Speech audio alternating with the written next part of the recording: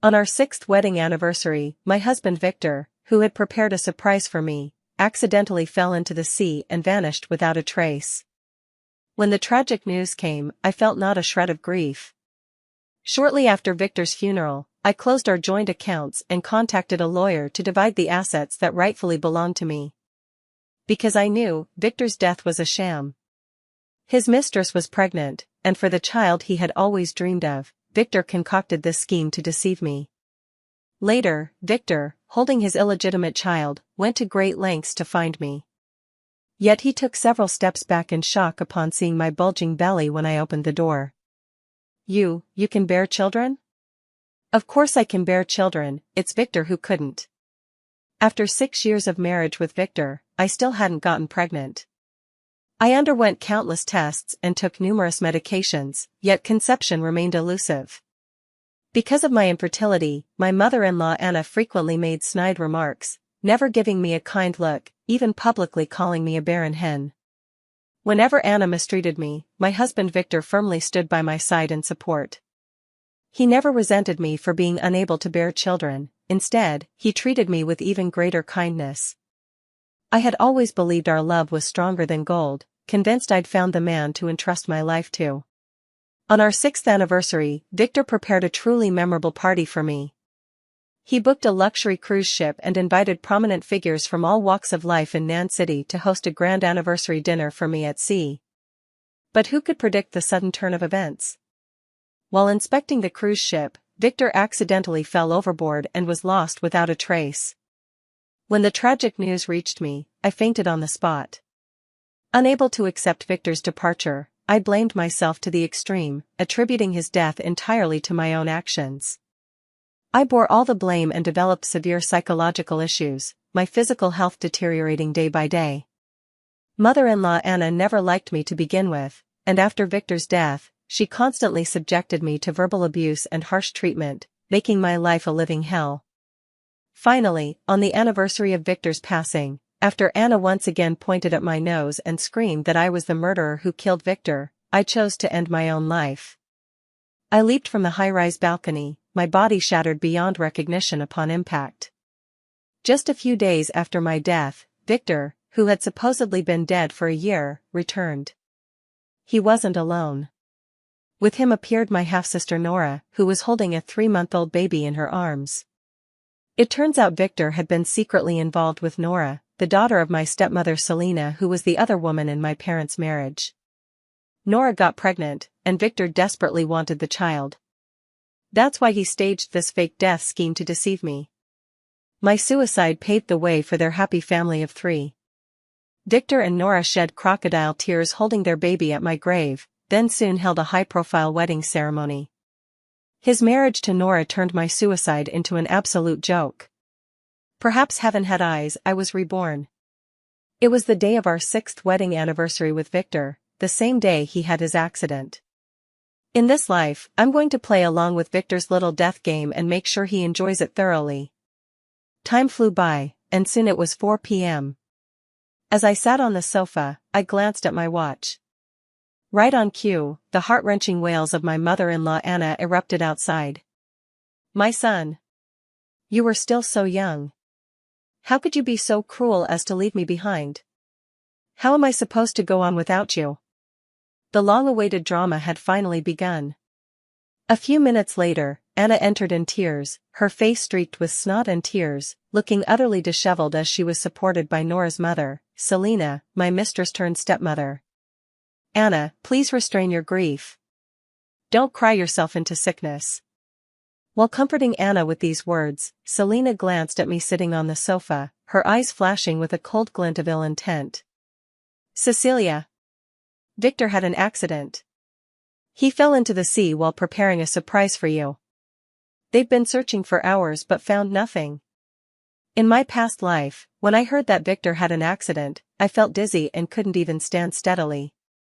In this life, knowing the truth, I sternly scolded Selena, "What nonsense are you talking? You shameless mistress dare to curse my husband? Are you jealous that I'm living a good life? It's true. Victor really had an accident. I'm not lying to you. Actually, it's because of you that Victor got into trouble." Before Selena could finish her words, Anna burst into tears and rushed toward me. "You jinx. You good-for-nothing jinx. Married to my son for 6 years and couldn't even bear a child. I tolerated that. But you actually killed my son with your damn surprises. Give me back my son's life." In my previous life, I was drowning in grief over Victor's death, believing he had truly died while preparing a surprise for me. I took all the blame upon myself, letting Anna slap me, pull my hair, and vent her anger through kicks and punches without uttering a single complaint. But this time around, things won't be so easy for her. Anna lunged at me, ready to strike, but I swiftly caught her wrist. Unable to land a hit, she spewed nothing but vile curses from her mouth. And Selena, who had originally wanted to see me get beaten, immediately rushed over when she saw me grabbing Anna's hand and preventing her from hitting me. "Let's talk this out properly, Anna." While saying words of comfort, she reached out to grab me. "Cecilia, let go of your mother-in-law right now. Can't you see how angry she is?" As Selena's hand reached out to grab me, I quickly pulled out the sharp hairpin from my bun and started jabbing wildly at both Selena and Anna. While stabbing at them, I screamed, "You lied to me. You actually cursed my husband. I don't want to live anymore. Ah. I can't go on. Let's all die together." The hatred from 2 lifetimes made me strike fast and ruthless, raining down stabs upon Selena and Anna's heads and faces. Selena suffered wounds on her face and arms, with countless hairpin punctures to her chest, howling in agony like a tormented ghost. Anna fared no better, as I wielded the hairpins with such ferocity they fell upon the two like a storm. Never in their wildest dreams did they expect me to go berserk like this. Clutching their heads, they scurried away like rats, fleeing through the door, all their earlier accusatory bravado completely vanished. After my merciless performance that recognized no kinship, both Anna and Selena were rushed to the hospital. Their faces and hands were riddled with bloody holes from the hairpins, screaming in pain the entire way. Their embarrassing situation was filmed and posted online. After netizens dug up the truth about Victor's accident, they all said I was deeply in love with Victor and had gone mad from the shock of his death. Madness turned out to be the perfect disguise. For the following days, I wielded sharp objects. Whenever someone approached me, I'd act insane to deal with them, making everyone too afraid to provoke me. My actions were too extreme, they were all terrified. Victor, who had changed his identity and was preparing to take Nora abroad, abandoned his plans. They sat down with Anna and Selena to discuss countermeasures. The group thought they had concealed everything perfectly and that no one would ever uncover their whereabouts. I never expected that I had already spent a fortune hiring a private detective to monitor Anna, Selena, and Nora's every move. The content of their secret meetings and discussions was completely recorded by the private detective and handed over to me. The moment they met, they started listing all my faults, especially the attacked Selena and Anna, one with a face full of bloody holes, the other waving her bandaged arm at Victor to complain. That day we originally planned to put Cecilia in her place and force her to submit, but that little bitch Cecilia seemed like a completely different person, so crazy it was terrifying. Thankfully we ran fast that day, otherwise the consequences would have been unthinkable. Victor thought I had truly been traumatized by his death. After a moment of contemplation, he instructed Anna. "Mom, she loved me too much, it's understandable that she couldn't accept my death and lost her mind. Since that's the case, just leave her alone from now on. Having suffered at my hands, how could Anna give up so easily? Let her off just like that? Look what that bitch did to me. I could kill her. I even planned to make her kneel at your funeral for a whole day. She's gone completely mad, do you really think she'd listen to you? To avoid any trouble, let's keep the funeral simple. After all, I'm not actually dead. If Cecilia causes a scene and someone uncovers the truth about my fake death, we'll lose more than we gain." Afraid that I might go crazy and do something terrible, they all agreed not to inform me about Victor's so-called funeral. In my past life, I knelt before Victor's fake grave, crying so hard I lost my voice and fainted multiple times. This time, they didn't dare to torment me. Anna burned a few of his clothes and placed them in a box as a symbolic grave for Victor. The day after Victor's burial, I took the household register to cancel his residency, then immediately launched a legal battle against Anna to contest the inheritance. In my previous life, I was convinced that I had caused Victor's death, drowning in sorrow every day. How could I have had the energy to worry about property? I renounced all of Victor's assets, handing everything over to Anna, keeping only our marital home as a memento. But in this life, such kindness won't be repeated. As Victor's legal wife with no children, I'm entitled not just to half of our marital assets but also to half of Victor's inheritance. This time, I'll claim every bit of what rightfully belongs to me. As for Anna's share, let's see if she's fortunate enough to get it. Victor's account cancellation procedures were processed extremely quickly. The death certificate was obtained by Anna through connections. I didn't even need to lift a finger. Simply taking the death certificate Anna had prepared, I completed the account cancellation in just a few minutes. I entrusted all remaining inheritance matters to my lawyer. As a legally deceased person, Victor's estate was to be divided equally, half to me and half to Anna. The lawyer I hired was ranked #1 in the industry. After accepting my retainer, he began handling the asset division with practiced ease. Thanks to Victor's carefully crafted, devoted husband persona over the years, he gifted me countless priceless pieces of jewelry during our 6-year marriage, along with luxury homes, cars, a yacht, and a private jet. All these assets were registered solely in my name, becoming my personal property with no connection whatsoever to Victor. After meticulous calculations by lawyers, we discovered that Victor's entire estate ultimately only consisted of company shares eligible for division. Anna was furious when she learned I'd arranged for lawyers to settle the estate. Cursing angrily, she stormed back to the villa Victor and I shared, determined to confront me. I just held a 3-foot-long sharp knife, watching her smile brightly, which made Anna abandon her idea of making a scene. Compared to before, I seemed like a completely different person, prone to shouting about killing and acting crazy. Victor and the others believed I had suffered severe trauma from loving him too much. Faced with such erratic behavior, they found it hard to reason with me. Anna, Victor, and the others hurriedly gathered again to discuss. Victor, who was supposedly dead, naturally didn't want to ruin everything by showing up to fight me over the inheritance.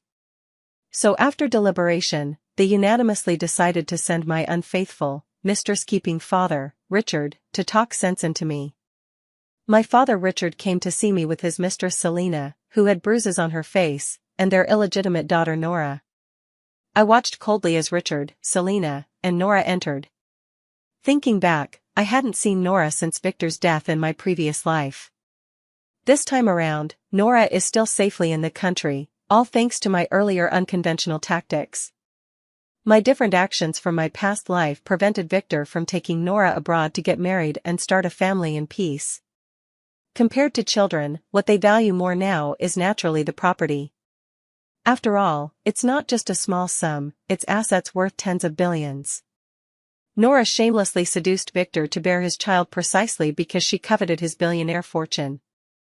She and her homewrecker mother Selina both play the same shrewd game. I calmly invited Richard and the other two to sit down, even personally serving them boiling 100-degree water as hospitality.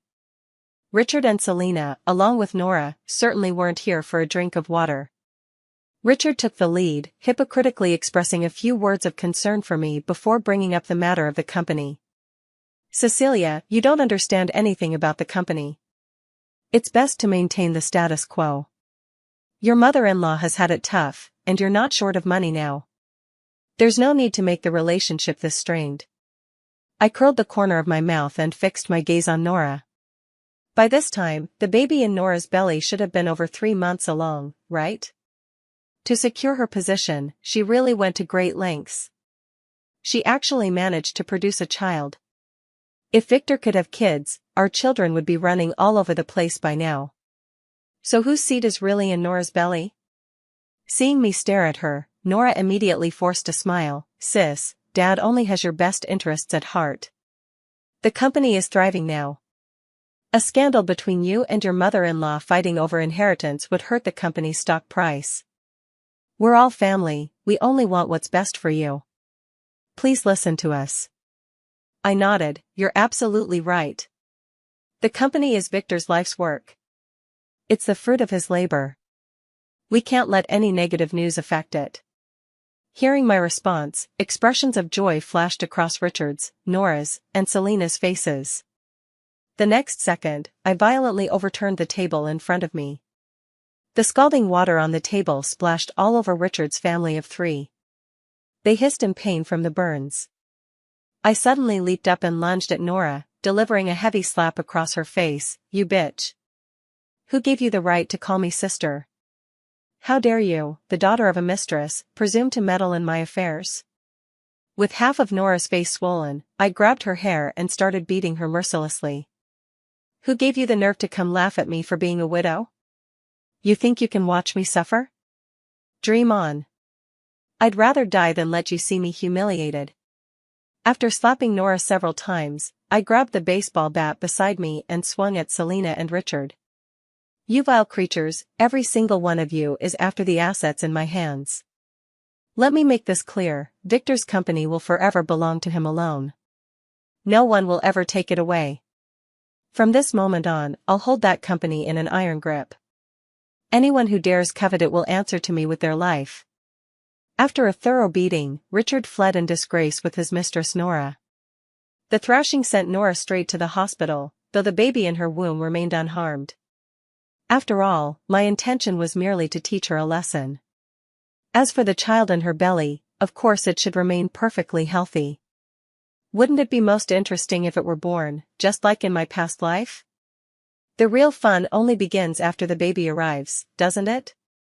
Selena and Nora gained nothing from this encounter. Once confirming Nora's baby was safe, the group huddled together to strategize, their anxiety now palpable. They feared I might truly seize Victor's shares and harm the company's interests. In the surveillance footage my private investigator provided, Victor sat frowning, chain-smoking incessantly.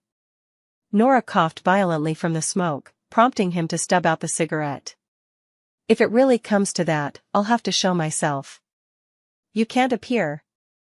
If you do, all our previous plans will be ruined. Selena and Nora both protested in unison. Given how crazy Cecilia has become, if she finds out Nora is carrying your child, she'll go berserk, won't she? This could blow up into a huge mess that'll hurt everyone. We need to handle this discreetly. Selena and Nora's idea of handling it discreetly was to kill me off, just like in my past life, where they drove me to suicide. Their private, venomous scheming was all recorded by the private investigator. Nora said venomously to Selena, "Mom, Cecilia is deeply in love with Victor. She's acting so crazy right now, I suspect it won't be long before she loses control and attempts suicide. We just need to provoke her and wait patiently.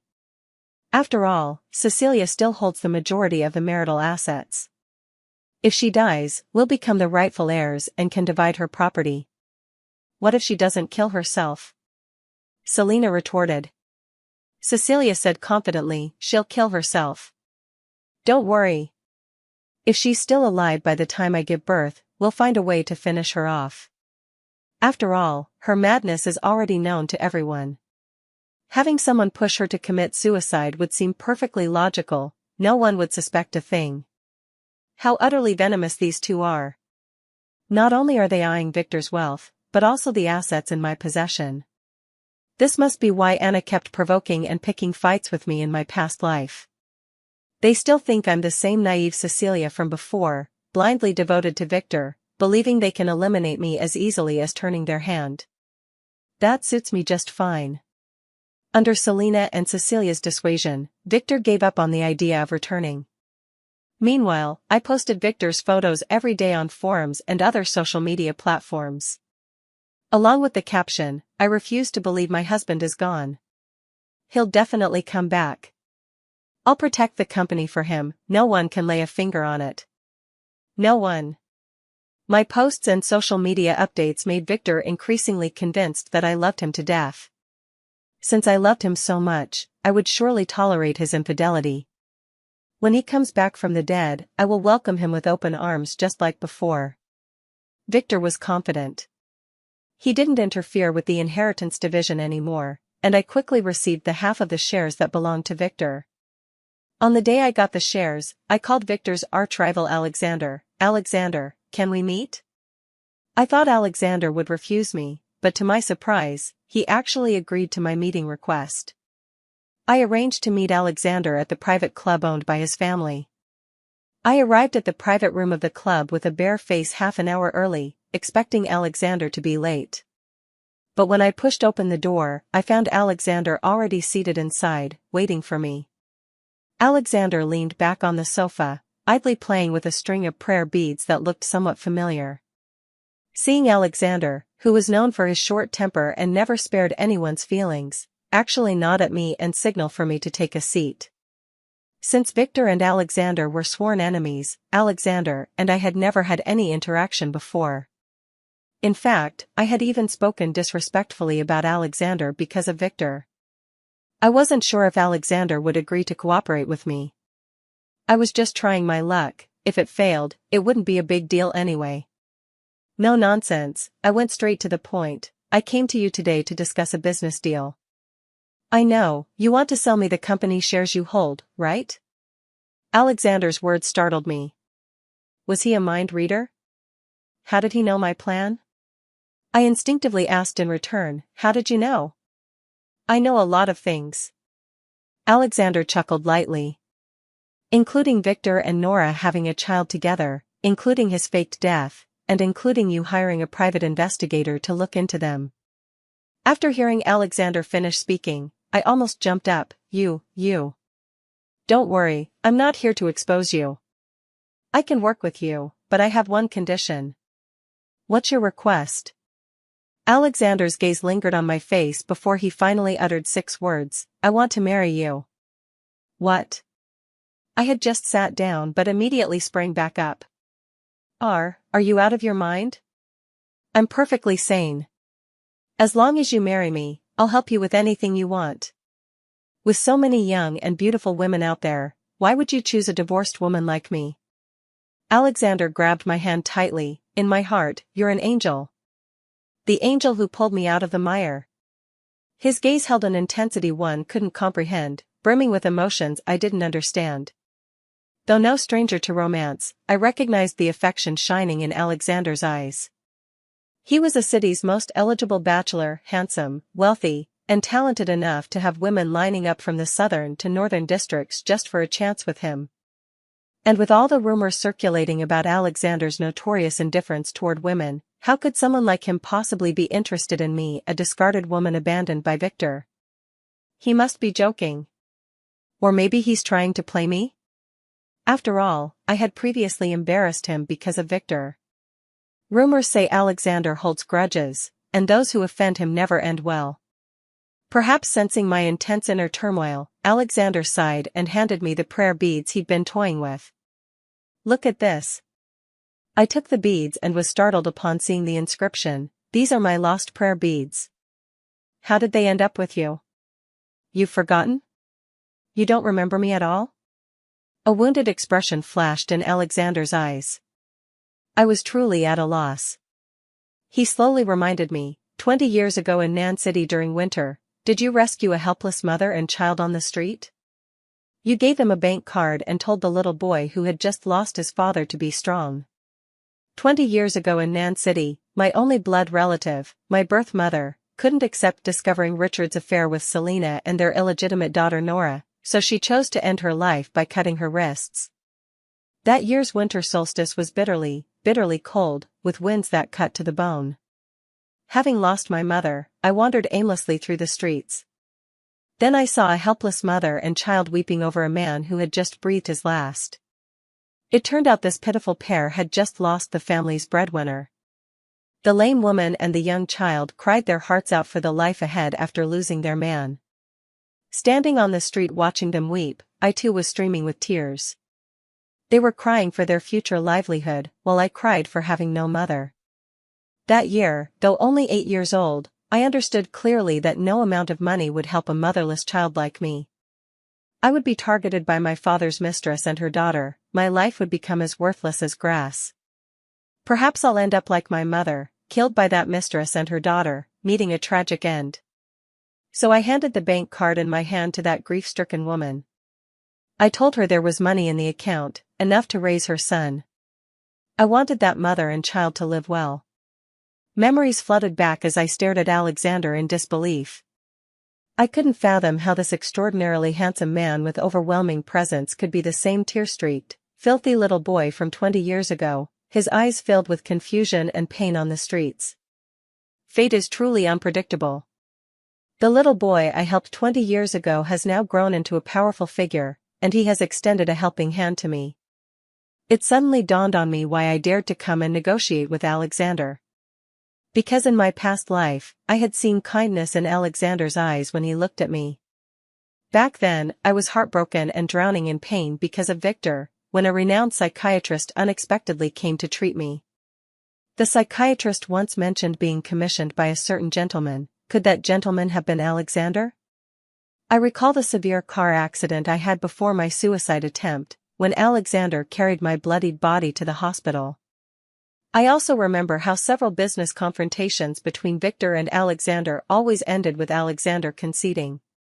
Alexander had never failed in his previous endeavors. Did he yield because of me?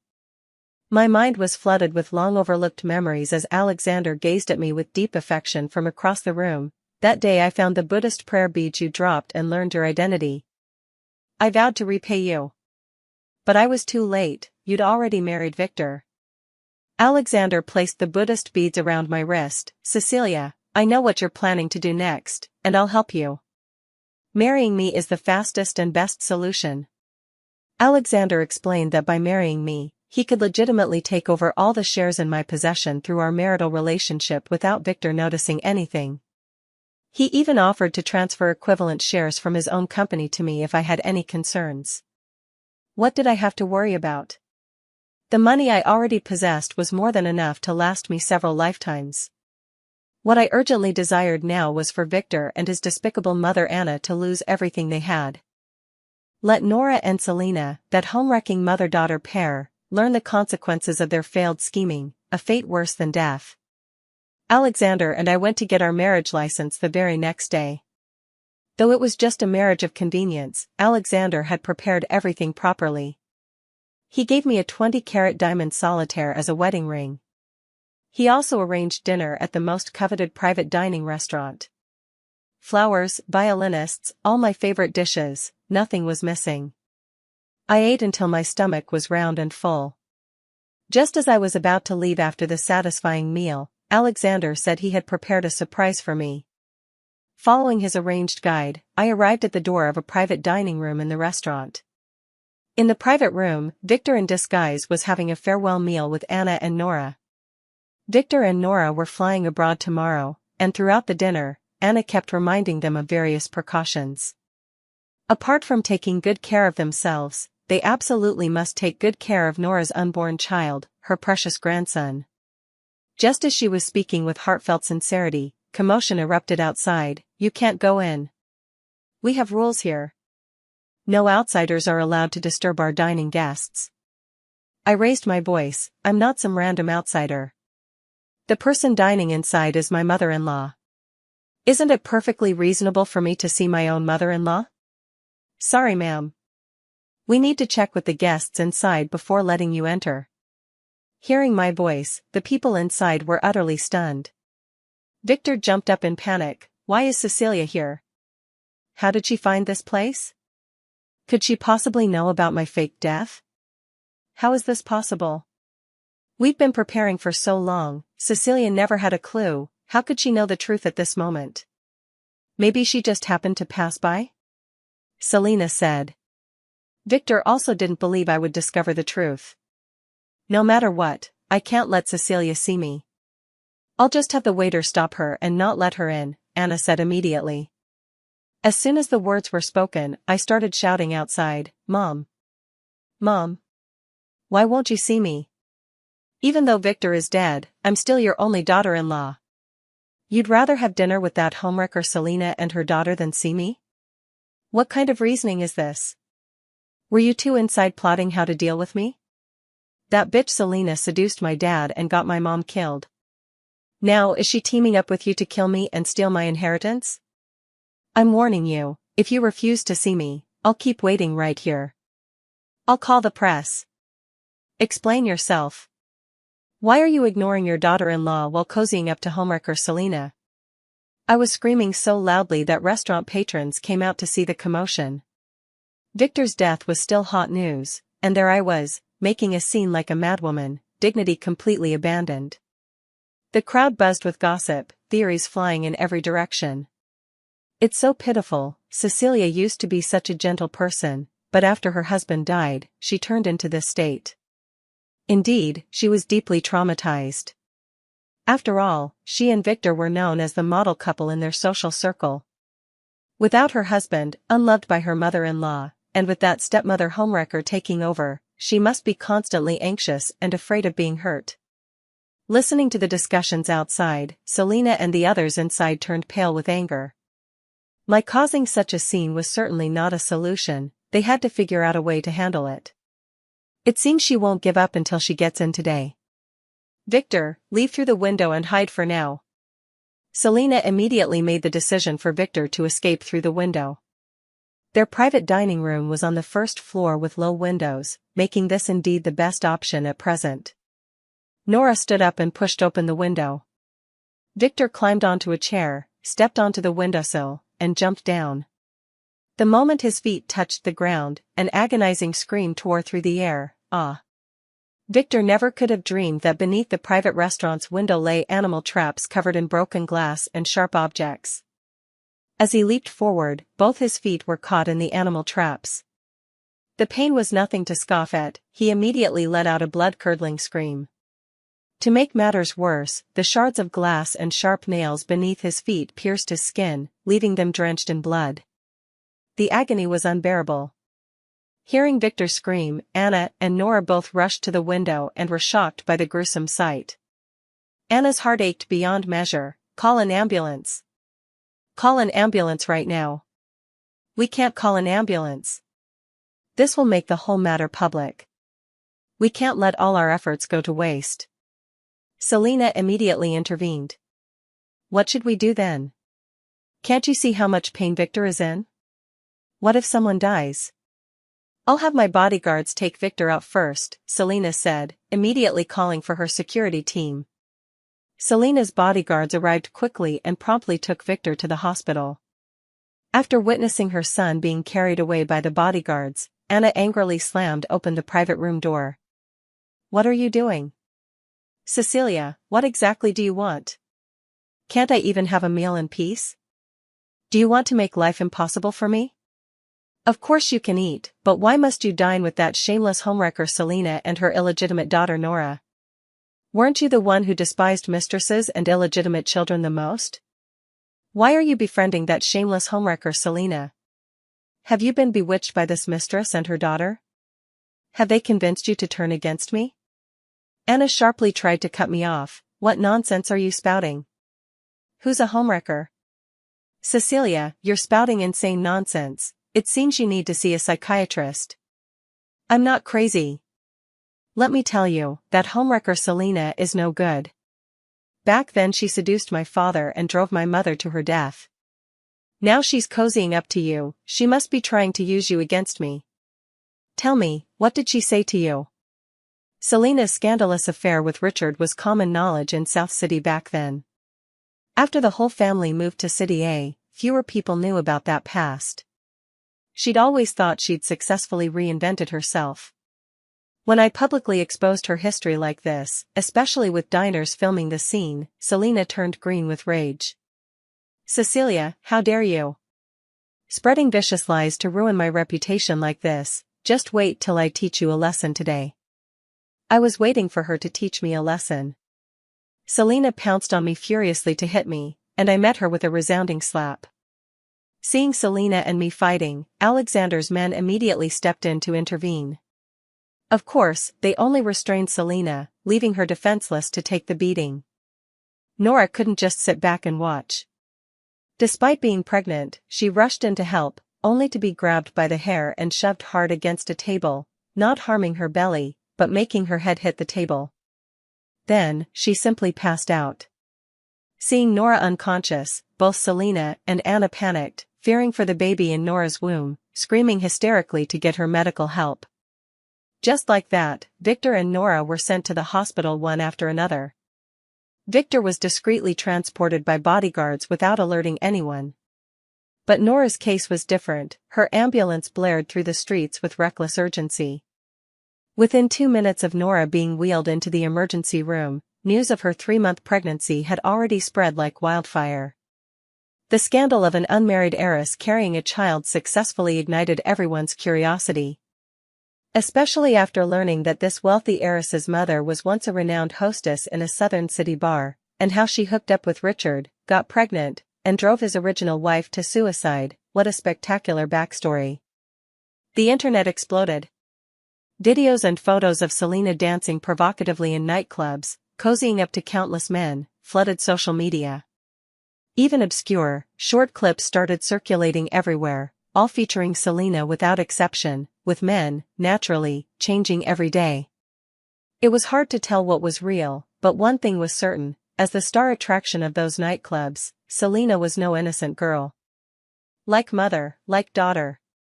With Selena setting such an example as a homewrecker, her daughter Nora was bound to master the craft. Everyone began speculating about which married man had fathered the child in Nora's belly. Soon, all the respectable ladies of City A were checking whether their husbands had ever crossed paths with Nora, each fearing for her own marriage. The fear that Nora's unborn child might belong to their husbands kept the scandal trending. Nora and Selena's reputations were utterly ruined. Richard was so furious that he called and screamed at me. I simply tossed my phone aside and let him vent. He eventually wore himself out with his own shouting and hung up. Love can't withstand tests.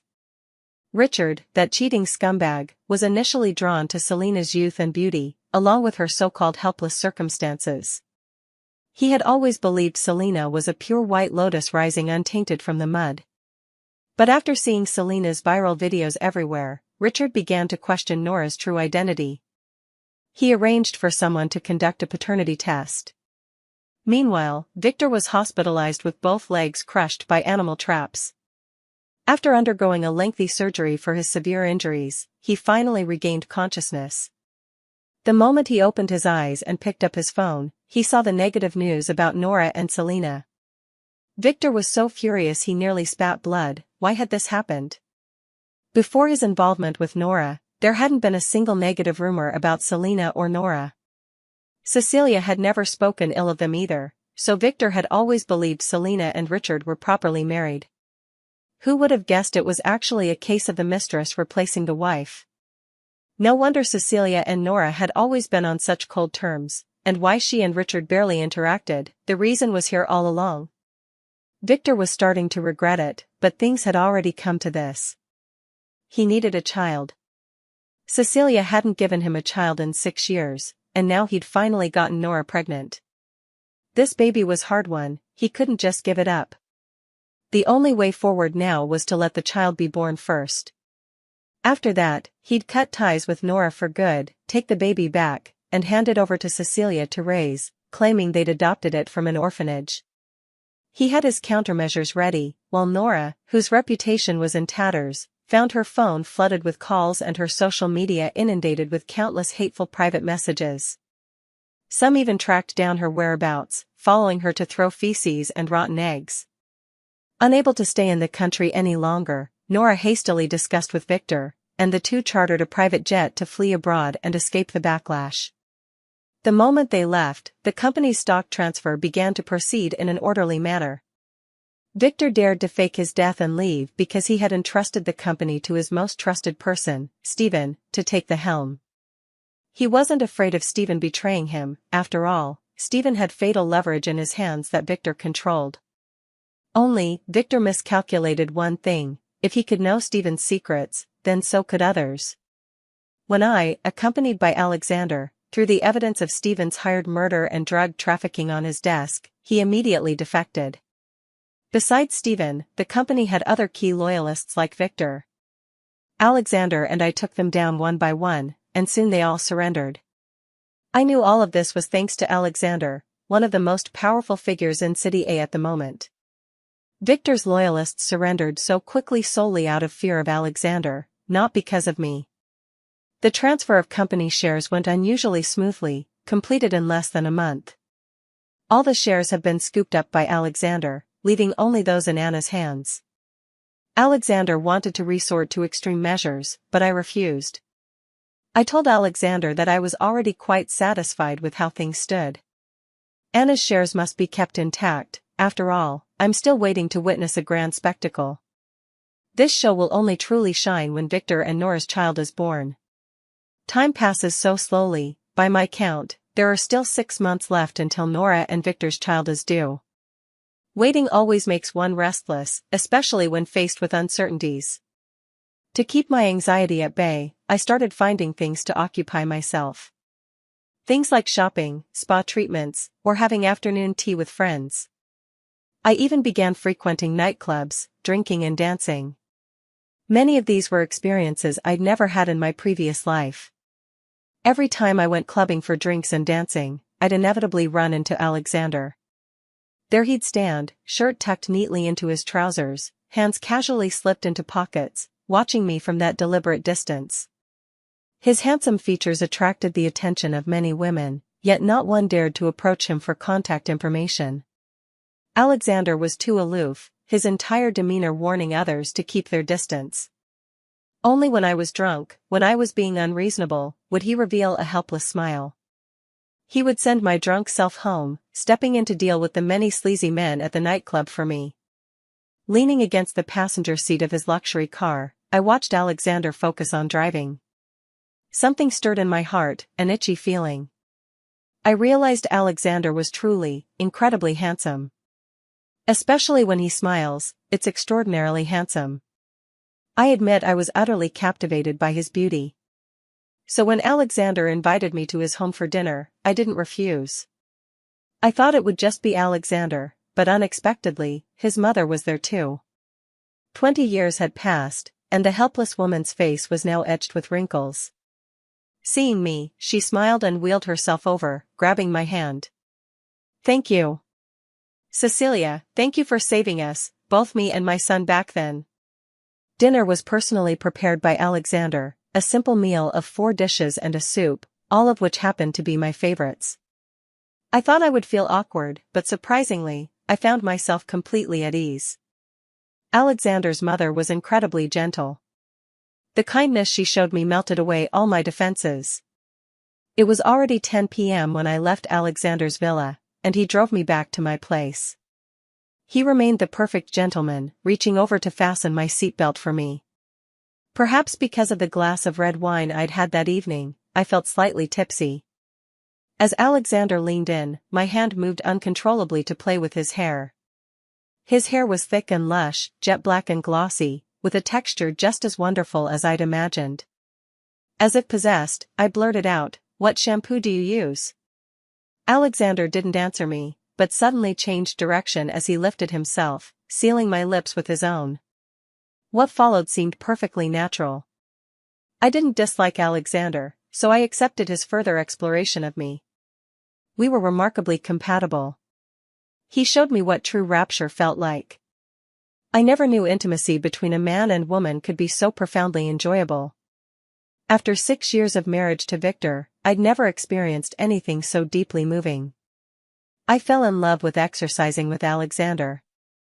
The consequence was that one morning I suddenly felt nauseous. I vomited in the bathroom for quite a while. My stomach still felt acidic and uncomfortable, and everything looked unappetizing.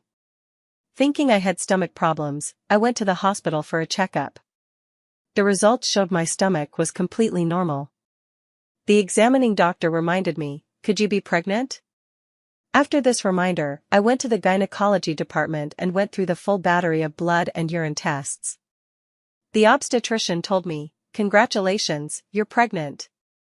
For weeks along, the baby is perfectly healthy. Would you like to set up a prenatal file?" After 6 years of infertility, I nodded dizzily. Of course I wanted to set up the file. After all, this was my child, right?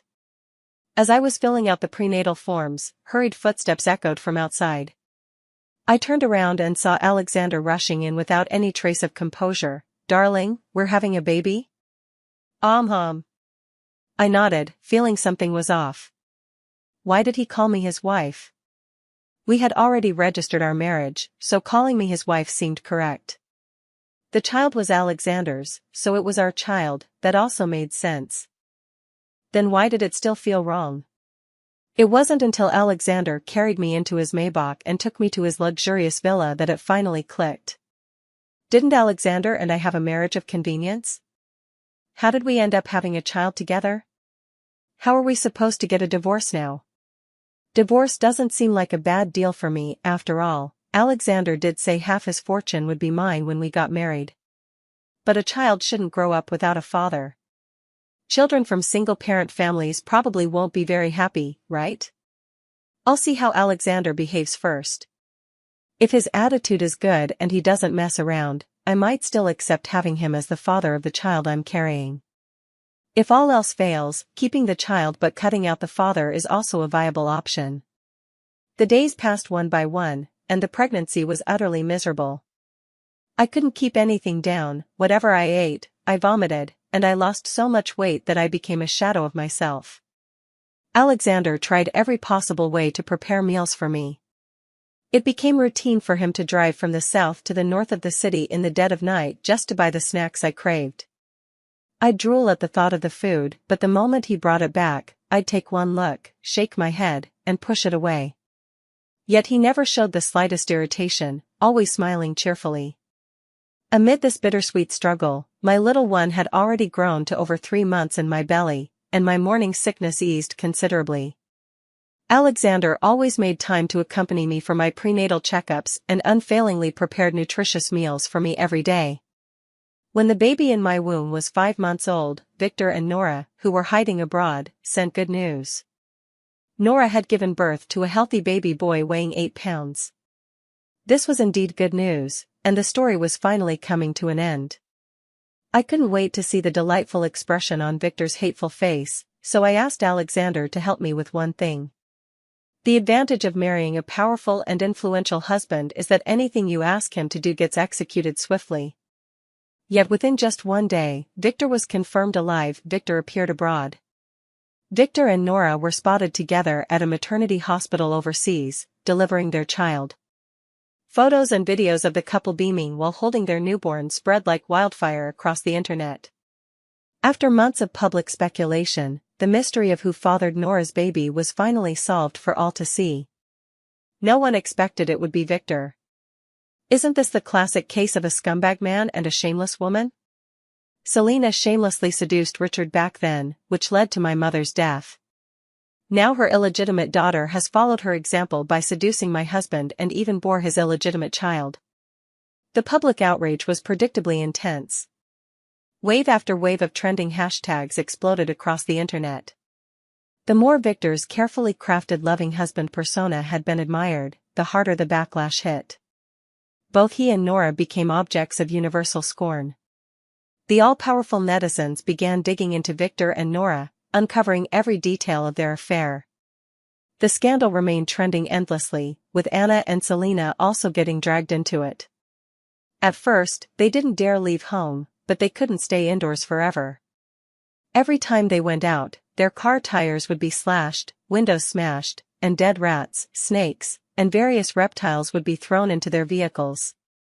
Some people even breached multiple security layers to vandalize her villa, splashing paint, throwing feces, and delivering funeral wreaths. News about Nora began to circulate endlessly. An insider leaked videos and photos of Nora previously cozying up to wealthy young heirs from prestigious families. Nora had always wanted to marry into a rich and powerful family. However, because Richard's company was struggling, and she was too proud to settle for anything less than her high standards, she remained single all these years. Nora, of course, couldn't stand being left out. Seeing that I had married someone like Victor, she also wanted to find a man who could stand shoulder to shoulder with mine. So she kept her eyes fixed on the most eligible young heirs from the prominent families in City A. She went all out to seduce several wealthy young heirs, some of whom completely ignored her. Others were playboys themselves. Why pass up free entertainment that came knocking at their door? They even filmed those kinds of videos for amusement. Then, the explosive footage abruptly surfaced online. The man's face was blurred, leaving nothing visible, but Nora was shown from head to toe. One can imagine Victor's reaction upon seeing such a video. He already looked down on Nora because of her status as the daughter of a mistress, and now his disdain grew even stronger. Victor couldn't wait until the baby's full-month celebration to return. He rushed back from abroad with the infant and a nanny in tow. He left without informing Nora, who upon hearing of Victor's departure, desperately chased after him. The day Nora returned to the country, media swarmed the airport to greet her, treating her like a top-tier celebrity. Not only did she face countless sharp and malicious questions, but she was also doused with excrement by people waiting outside the airport. For a moment, videos and photos of Nora standing disheveled at the airport entrance sparked another wave of trending searches. I enjoyed a blissful sleep at home and woke up to find Alexander had prepared a feast that was as visually appealing as it was delicious. I devoured the meal with gusto, my lips glistening with grease. That's precisely when the phone abruptly rang. Ignoring it, I kept eating. After several missed calls, a message finally came through. "Cecilia, it's me, Victor. I know you've already learned the truth and must be furious. Cecilia, I'm sorry. I betrayed your trust, but I had no choice. Let's meet and talk things through, okay?" Of course, Victor didn't come to see me first upon his return, he went straight to the company. But when he arrived at the company, he realized things weren't as he expected. The entire staff, from top to bottom, had been replaced. All his trusted confidants had vanished, and to his shock, security guards actually stopped him from entering the premises. The security guard looked at Victor sideways. "Our boss said, Victor and dogs are not allowed in." Victor was disgracefully thrown out. He immediately called his trusted aides, but without exception, all the calls failed to connect. At this point, Victor felt an inexplicable panic creeping over him. Yet, he still clung to a sliver of hope. That hope was me, the majority shareholder of the company. I had loved him so deeply before, surely, with just a little trick, he could win me back. So Victor sent me a message, urgently needing to meet and explain. After eating my fill, I replied to Victor with an address, our current home with Alexander. If Victor hadn't lost his head, seeing this address should have sparked some connections. Unfortunately, I overestimated him, he's now completely panicked. Without even verifying further, he rushed over carrying Nora's child. The doorbell rang just as Alexander was massaging my legs. My legs were a bit swollen during pregnancy, and the doctor said I needed regular massages. So Alexander specifically went to learn massage techniques and became my personal professional masseur. I heard the doorbell ring and Alexander was about to answer it, but I stopped him. "Let me do it." After waiting so long until now, the mystery is about to be revealed. Of course I want to handle it myself. I want to see the look on Victor's face with my own eyes. Honestly, I can hardly wait. The door opened, and Victor walked in with a smile. "Cecilia." His words trailed off as his gaze shifted from my face to my prominently rounded belly. Victor's expression went from confusion to shock before finally turning ashen. You're pregnant?" "Yes, 6 months along," I said softly, stroking my belly while relishing the change in Victor's expression. How is this possible? Weren't you infertile?" Victor said this with such lack of conviction that his voice dropped an octave. "Who said I was infertile?" "Victor, you didn't think our 6 childless years of marriage were my fault, did you?" I burst into laughter, a cathartic, unrestrained laugh. "Victor, the infertile one has always been you. You were born with dead sperm. You'll never father a child in this lifetime." As my words fell, Victor took several steps back. He was still holding the infant who hadn't yet reached a month old. "Impossible, this is my child. I'll raise him." "Huh." I laughed even louder. "So the fault is mine?" Victor, a child's father isn't necessarily the biological one just because he comes out of a certain woman's womb, but the mother is always real. Surely you can admit that? I looked at Victor's ashen face. In 6 years with me you couldn't have a child, yet after one quick affair with Nora she got pregnant? Don't you think that's strange? Who gave you the courage to think you could get a woman pregnant in one go? If you had that ability, would I have needed to take medication and undergo tests for 6 years? Victor took 2 more steps back, and I looked down at him with disdain. The last time your mother forced me to take folk remedies to prepare for pregnancy, I simply couldn't take it anymore. My test results all came back normal, so the problem must be with you. That's why I secretly sent your little tadpoles to the hospital for testing behind your back. The doctor told me that you were born with azoospermia and will never have a child of your own. He kindly suggested that if I really wanted a child, I could adopt one. Victor collapsed to the ground holding the child, unwilling to believe the result but forced to accept it. I kindly reminded him, go get a paternity test, it's the best solution. The paternity test results came quickly. Victor took the child to 3 different institutions, giving blood 3 times. By the time the blood was drawn, he already knew the outcome. After all, he had type A blood, Nora also had type A blood, yet the child he was holding had type B blood. 2 people with type A blood can never produce a type B blood child. Victor already knew that cruel truth. But he still refused to give up. What if there was an exception? He paid extra to have the doctor expedite the test. Then he waited with Anna for the paternity results. After more than 10 hours, the outcome was revealed. The child had no relation to Victor. 3 different institutions all gave the same result. Victor collapsed on the spot. Anna was so furious she started screaming curses. But there was no way to change this cruel outcome. Neither mother nor son believed that Victor could be infertile. So they went from place to place and finally had Victor tested at a hospital. The results were exactly as I had said. Anna went mad, roaring as she rushed to Selina's house to cause trouble. The once inseparable partners finally turned against each other. The 2 cursed each other with the vilest language, then came to blows. Anna and Selina showed no mercy, fighting from inside the house to the outside, then tumbling down the steps while grappling with each other. A loud thud. A crisp sound like splitting open a watermelon. Bright red blood gushed from Anna's head as she lay beside the steps. Her hands twitched weakly a few times before gradually going limp, then moving no more. The ambulance didn't arrive in time. Anna had already stopped breathing. Selina was taken away by the police. The police reviewed the surveillance footage and determined it was merely an accident. Selina hadn't committed intentional homicide. But Victor hired a lawyer, insisting on charging Selina with murder. Naturally, things didn't go as he had planned. With his identity revoked, Victor was just an ordinary man now. He tried to return to the company to reclaim his rightful shares. Only to find Alexander sitting in the CEO's seat, the position that should have been his. Only then did he realize that during the days he faked his death to accompany Nora through childbirth, his company had already changed hands. Had the child Nora given birth to been his own, Victor might have found some solace.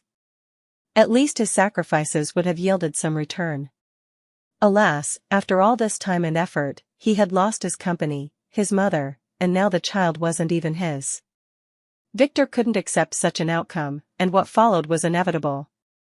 He took a knife and hit along the path that Nora, Selina, and Richard would inevitably pass.